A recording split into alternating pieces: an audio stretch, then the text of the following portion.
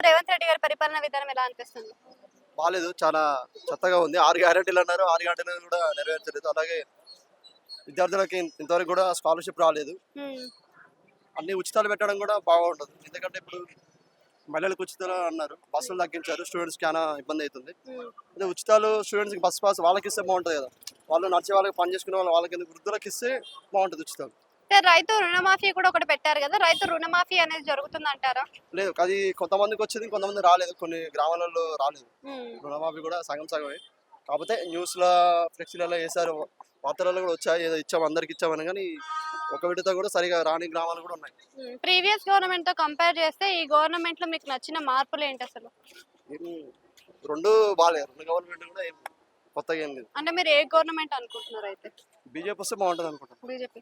అంటే బీజేపీ కులాలు, మతాలు అని చెప్పేసి కొంచెం తీస్తుంది కదా! మరి అలాంటిది కులాలు మాత్రం ఏం తీసుకురా. లేదు. అట్లా ఎందుకు బీజేపీ ఏం లేదు. హ్మ్.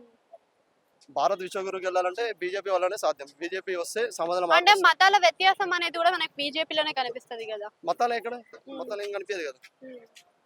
జై శ్రీరామ్ అంటే ఇది రామరాజ్యం కాబట్టి జై శ్రీరామ్‌తో పలకరిస్తారు. భారత్ మాతకి ఏమంటారు? తప్పేం ఇది భారతదేశం కదా! హ్మ్. భారతదేశం కాబట్టి భారత మాతతో పలకరియడం తప్పు కాదు. అది మతం ఎట్లయితది? జై శ్రీరామ్ అంటే మతం కాదు కదా! అవును. రాముడు అంటే ఆదర్శవంతుడు, ఆదర్శవంతమైన పురుషుడు కాబట్టి ఆయన తీసుకుంటారు. దాంట్లో మతపరంగా ఏమి ఉండదు. Thank you very much.